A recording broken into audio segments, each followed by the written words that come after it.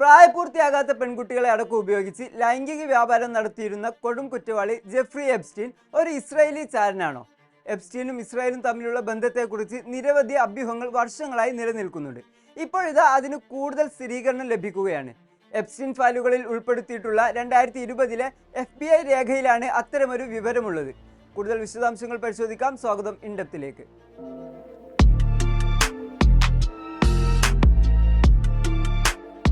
Epstein files പുറത്തു വന്നതിന് പിന്നാലെ അതിൽ പേരുള്ളവരെ കുറിച്ചെല്ലാം വലിയ ചർച്ചകളാണ് നടക്കുന്നത്.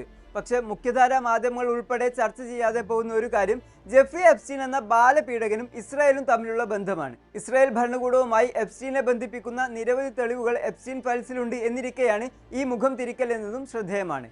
FBIയുടെ രേഖകളാണ് എപ്സ്റ്റീന്റെ ഇസ്രായേൽ ബന്ധത്തിന് കരുത്തു പകരുന്നത്. 2020 ഒക്ടോബറിലെ ഒരു FBI രേഖയിൽ എപ്സ്റ്റീൻ ഇസ്രായേൽ മുൻ പ്രധാനമന്ത്രി എഹൂദ് ബറാക്കിന്റെ കീഴിൽ ചാരനായി പരിശീലനം നേടിയെന്നാണ് ആരോപിക്കുന്നത്. പേര് വെളിപ്പെടുത്തിയിട്ടില്ലാത്ത ഒരു വ്യക്തിയാണ് എപ്സ്റ്റീന്റെ ഫോൺ കോളുകൾ ഉൾപ്പെടെ നിരീക്ഷിച്ച് ഇത്തരം വിവരങ്ങൾ FBIക്ക് കൈമാറിയത്. കോൺഫിഡൻഷ്യൽ ഹ്യൂമൻ സോഴ്സ് എന്നാണ് ഈ സ്രോതസ്സിനെ FBI രേഖകളിൽ പരാമർശിച്ചിരിക്കുന്നത്.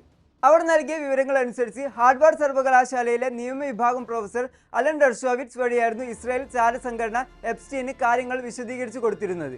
എപ്സ്റ്റീനുമായുള്ള ഫോൺ കോളുകൾക്ക് പിന്നാലെ ഇസ്രായേൽ ചാരസംഘടന ഡെർഷോവിറ്റ്സിനെ ബന്ധപ്പെടാറുണ്ടായിരുന്നു എന്നാണ് രേഖകളിൽ ചൂണ്ടിക്കാട്ടുന്നത്. എപ്സ്റ്റീൻ മൊസാദിന്റെ ഏജന്റാണെന്ന് ബോധ്യപ്പെട്ടിട്ടുണ്ട് എന്ന് രേഖകളിൽ വ്യക്തമാക്കുന്നുണ്ട്. എഹൂദ് ബറാക്കുമായി എപ്സ്റ്റീൻ അടുത്ത ബന്ധം പുലർത്തിയിരുന്നു. ഒപ്പം അദ്ദേഹത്തിന് കീഴിൽ ചാരനായി പരിശീലനം നേടിയിരുന്നു എന്നും മെമ്മോയിൽ പറയുന്നു. അതിനു പുറമെ മൊസാദ് ബന്ധങ്ങളെക്കുറിച്ച് എപ്സ്റ്റീൻ തമാശ പറയുന്ന നിരവധി ഇമെയിലുകളും പുറത്തു വന്നിട്ടുണ്ട്. 2018 എഹൂദ് ബറാക്കും ഒരു ഖത്തർ ഉദ്യോഗസ്ഥനുമായുള്ള കൂടിക്കാഴ്ചയ്ക്ക് മുന്നോടിയായി എപ്സ്റ്റീൻ ഒരു ഇമെയിൽ അയച്ചിരുന്നു.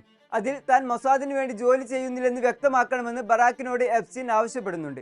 കൂടാതെ എപ്സ്റ്റീൻ അമേരിക്കയുടെയും മറ്റു വിദേശ രാജ്യങ്ങളുടെയും ഇന്റലിജൻസ് ഏജൻസികളുമായി സഹകരിച്ചിരുന്നു എന്നും രേഖകളിൽ പറയുന്നുണ്ട്. ഇസ്രായേലി സൈനിക ഇന്റലിജൻസിന്റെ ഭാഗമായിരുന്ന എഹൂദ് ബറാക്ക് 2013 2017 ഇടയിൽ 30-ലധികം തവണയായിരുന്നു എപ്സ്റ്റീന്റെ ന്യൂയോർക്കിലെ വസതി സന്ദർശിച്ചത്. അത്രമാത്രം അടുപ്പം ഇരുവരും തമ്മിലുണ്ടായിരുന്നു.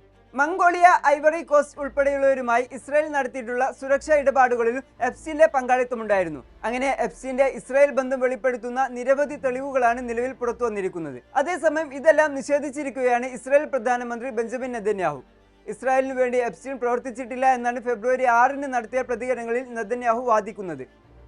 FBI മെമ്മോ, വിപുലമായ ഇമെയിൽ കത്തിടപാടുകൾ, എപ്സ്റ്റീനും മുൻ ഇസ്രായേൽ പ്രധാനമന്ത്രി എഹൂദ് ബറാക്കും തമ്മിലുള്ള സന്ദർശനങ്ങളുടെ രേഖകൾ എന്നിവയെല്ലാം അദ്ദേഹം തള്ളുകയും ചെയ്തു.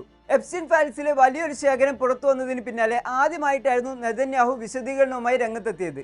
ജെഫ്രി എപ്സ്റ്റീന് എഹൂദ് ബറാക്കുമായുള്ള അസാധാരണമായ അടുത്ത ബന്ധം എപ്സ്റ്റീൻ ഇസ്രായേലിനായി പ്രവർത്തിച്ചിരുന്നു എന്നതിന്റെ സൂചനയല്ല എന്നാണ് നെതന്യാഹുവിന്റെ പക്ഷം.